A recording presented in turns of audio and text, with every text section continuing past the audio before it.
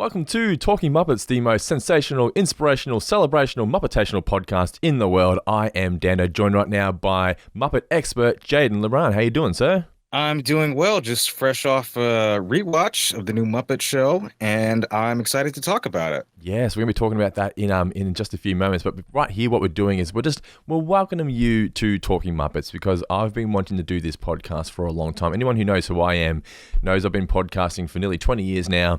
I've got the Four Finger Discount Network, which this show is a part of. But it's mostly been Simpsons, and we do South Park and Friends and Seinfeld and Futurama.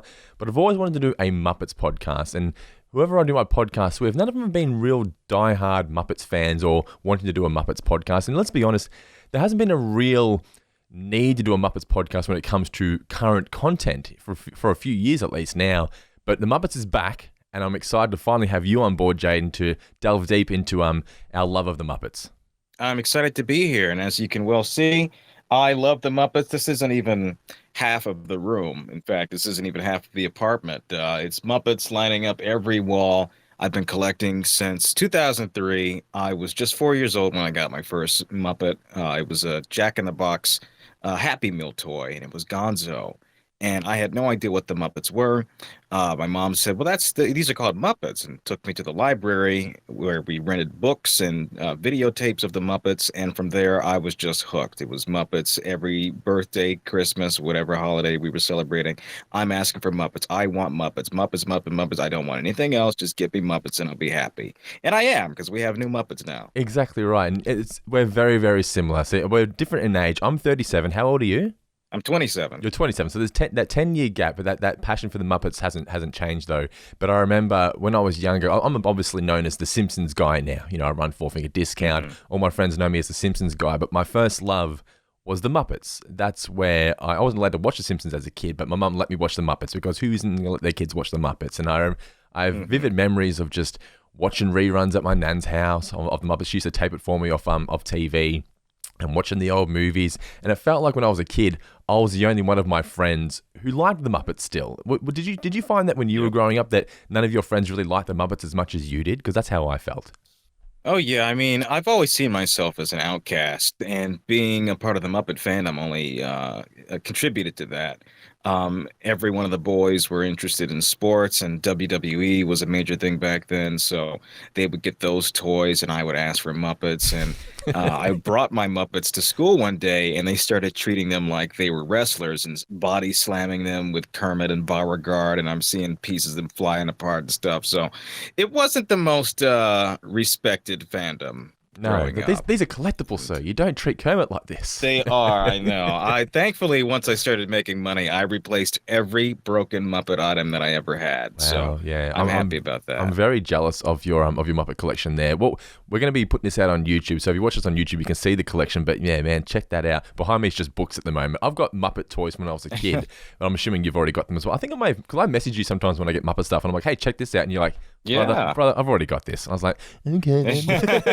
It's common for me. There's so many times during birthdays and whatnot, I've gotten things that I've had for decades even. Do you tell the people? Do you tell them when you're like, I've already got this? Sadly, I'll have to tell them afterwards because they think, oh, I just got you this awesome thing. You're never going to believe it. And I'm like, that's been on my shelf collecting dust for the past 10 years. Thank you. Yeah. But it's more often than not, it's people who will send me reels on Instagram or Facebook or TikTok or whatever, and it's a Muppet thing. Like, did you see this? Kermit just did. Yeah, and I'm like, yeah, I saw that. I saw it the moment it dropped.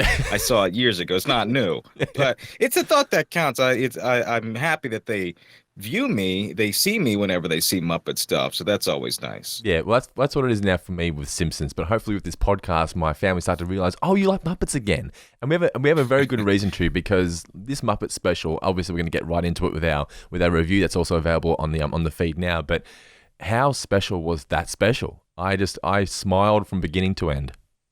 Oh, yes. I watched it the moment it dropped. In fact, I refreshed my TV screen between midnight and I was doing that as well. My wife's like, just let it go. It'll be there when it's there. Right.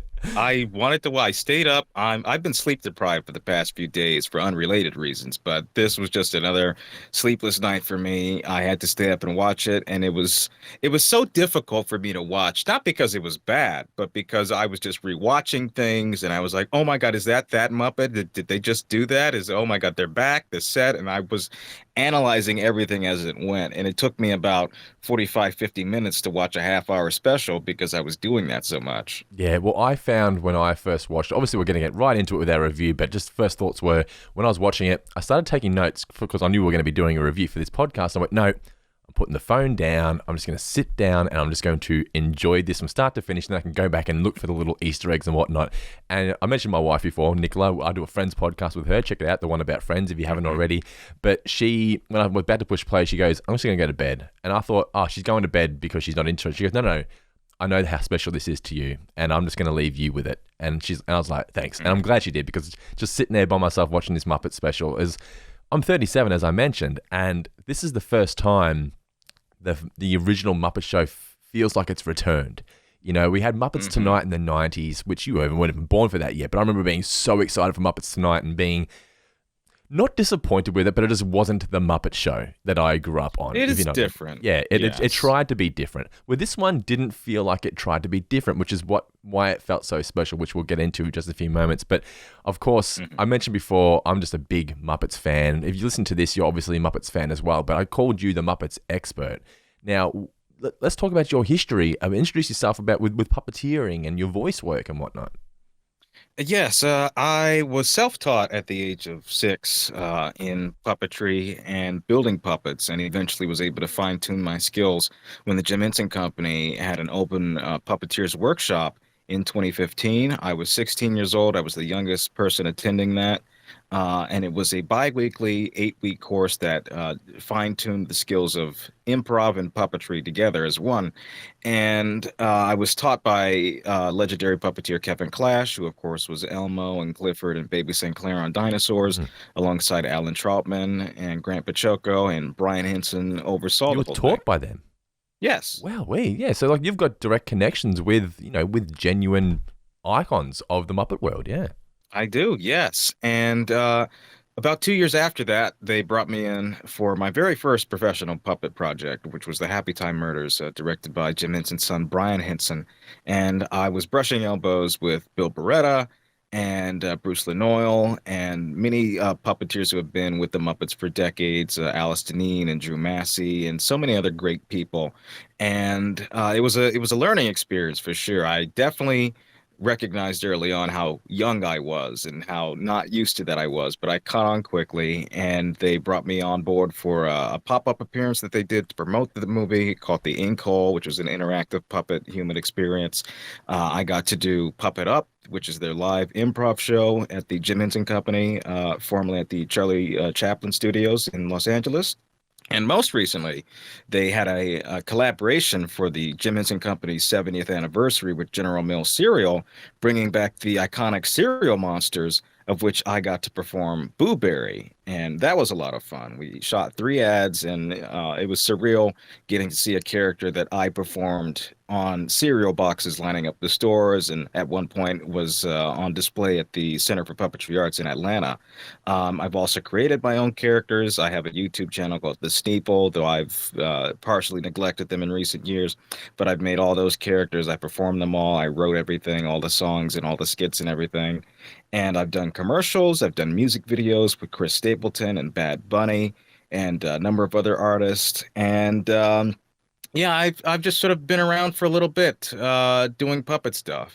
And voice work as well, which Simpsons fans would know the voice work, of course, yes. So one day we're going to get you Yes. doing puppets on the new Muppet Show, and you're going to be doing voice work on The Simpsons. That's the end goal here for you, is it right? That is really my dream. That's my dream, you know. That's and it's funny because I was thinking as I was watching the show, There was a documentary I saw that was made in the 90s from The Simpsons, and one of the producers, I think it was Bill Oakley, said, back in the day, everybody wanted to be on The Muppet Show, and now everybody wants to be on The Simpsons. And for me, it's both. I want to be Yeah. on both of those things. I love them both immensely. I have a great deal of knowledge towards the people who work on them and of the behind the scenes, and getting to see both of them up close has been a true honor, and I can only hope for more. I love the way you described yourself as an outcast before. I felt myself as very much an outcast as well. I think we've all felt like an outcast at some point in our life, whether it be when we're adults, teens, kids, whatever.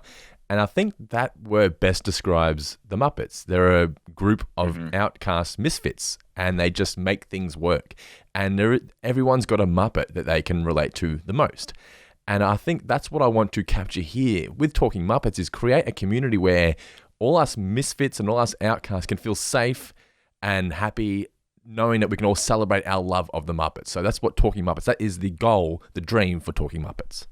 Well, that sounds like a wonderful dream to share. Yeah, so make sure you follow us on social media at Talking Muppets, whether it's Instagram, X, wherever you're, Facebook, at Talking Muppets. All the links for those will be in the description of this podcast, but we hope you guys do enjoy this podcast. We want to hear from each and every one of you as well. It's talkingmuppets@gmail.com. talkingmuppets@gmail.com. Send in your messages about what you love about the Muppets, what you loved about the special, and we'll be doing regular mailbag episodes here on the show as well. So be sure to send through all your questions, talkingmuppets@gmail.com. But I think that's enough talking, Jade. Enough welcoming. Let's get into our review, shall we? Let's say goodbye to the people now, and Let's do it. We'll return with our review of the pilot, what's it called? The backdoor pilot? Is that what it's called? Backdoor pilot. The backdoor yes. pilot of the Muppet Show. But thank you again for listening to Talking Muppets. Onward and upward.